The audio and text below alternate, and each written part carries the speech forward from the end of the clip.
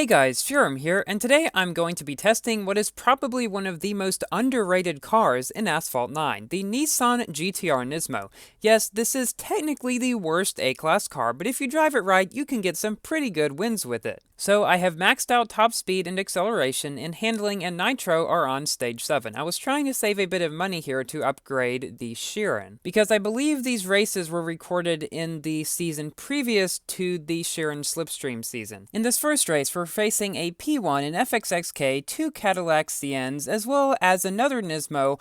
Most of the cars are faster than us, except for that other Nismo. All of them are, actually. This car's main advantage comes in its very, very good acceleration. It's an 84, which is definitely one of the highest ones in the game. It can reach 214 miles per hour, which is not the fastest. It's actually the slowest in A-Class, but its better acceleration helps it to get ahead in the beginning. And if it's one lap, especially if you manage to stay ahead, you can actually win quite a few races, as I found out and as we will see in this video. As we go along here, we will start to see one car start to pull a bit ahead of the pack, the one that followed me going the right route there. Always take the right route once you learn it anyway. It is really a lot faster than the left route there.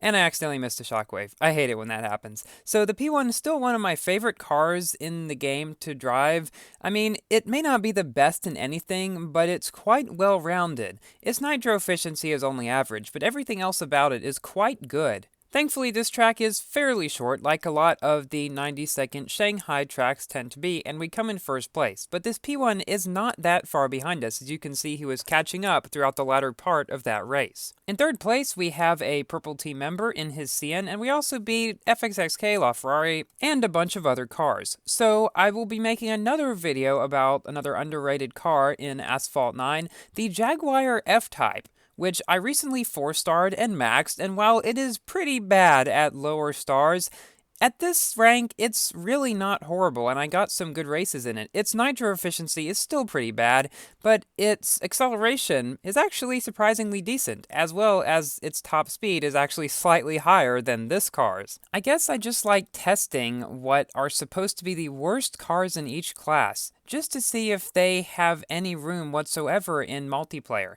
And in the case of this car, definitely. We'll have to see if the Jaguar can also hold its own. The car directly behind us right now is another McLaren P1. We also have a Cadillac CN in here, as well as 4 LaFerraris. That might be the most LaFerraris I've ever seen in one race. Even though cars like the P1 and the LaFerrari and CN are a good 15 plus miles per hour faster than the GTR and other cars that may have really good acceleration but not so great speed, I've found that these faster accelerating slower cars on one-lap races can really do some damage. In the current season, I've been testing the W70 and Asterion against a whole bunch of P1s and cars like that, and I beat them a whole lot of the time. I believe this is partially due to the fact that the current season as I'm recording this is the one where everybody goes up and nobody can go down. This means that those who play more are the ones who are going to get higher positions. Now, of course, if you play a lot in a really bad car and get last every time, you only get 1 point per race, that's not going to really help you much. But if you get in a car that can consistently get at least like 3rd or 4th and you play all day, well, you're going to get a very high rating compared to some really skilled players who don't have as much time to play. And although matchmaking is certainly not as strict in this season, it is definitely still there, and you do get paired with people at least fairly close to your rating.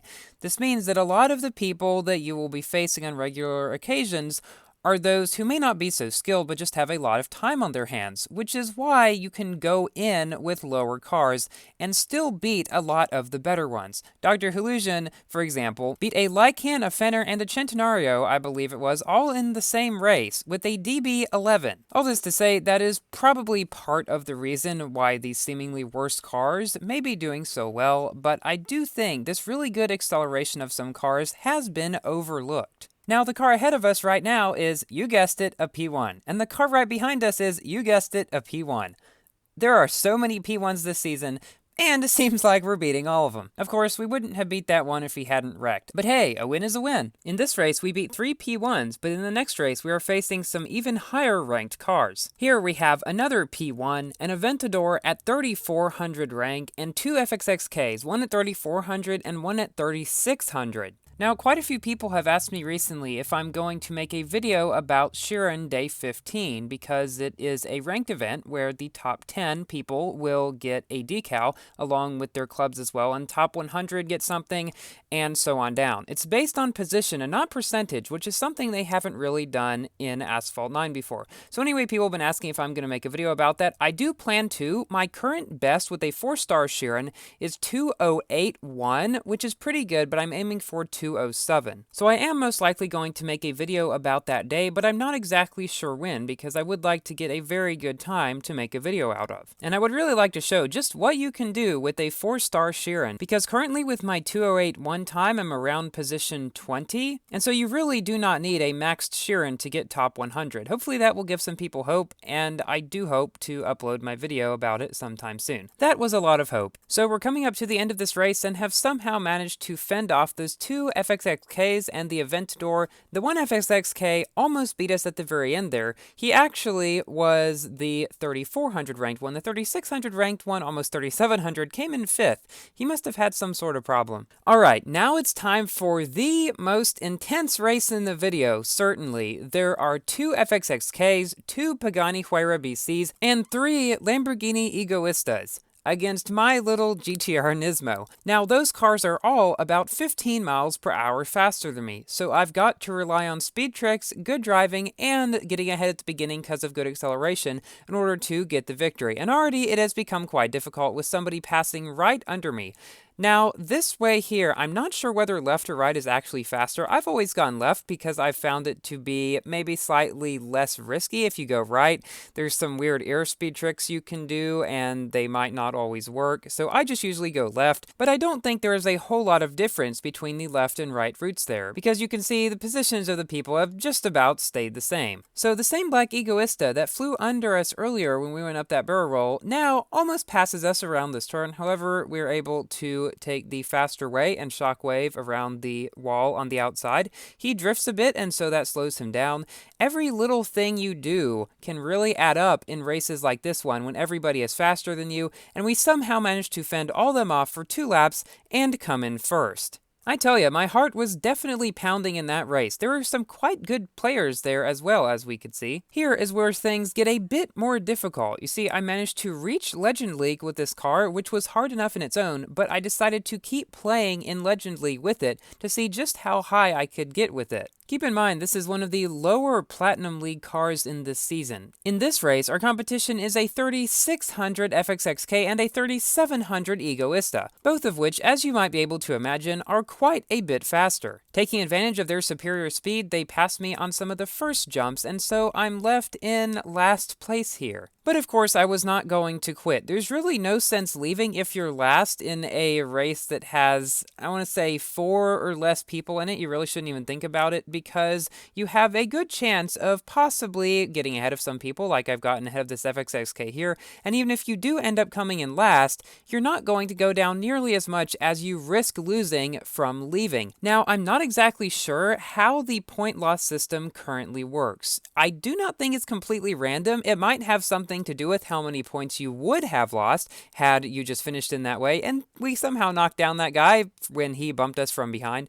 But anyway, yeah, I'm not exactly sure how the point system works. There has been some talk by Antoine, the principal Asphalt 9 game developer, of possibly changing it, maybe setting a cap to around 20. I suggested that number to a cap on point loss, and he thought that was pretty good, so maybe we will see that. Now for the final race of the video, and possibly my last race that I played in this season with the NISMO. I don't quite remember, but I believe I stopped playing in this car after this race, this multiplayer season, because competition was just getting so difficult. While this car is certainly good, it's not a bad car at all, and better than a lot of people give it credit for, it's not going to constantly be able to beat these super high-ranked FXXKs and Egoistas and stuff like that. Those were some of the highest cars in this season. You could see in earlier races, it could do very well against some of them if you drove really well and they didn't get past you. You could beat them. That now seems quite obvious that I think about it. But if this car is available and it's not like one of the super high picks in Legend League, it's really probably not going to do you a whole lot of good once you get to Legend League.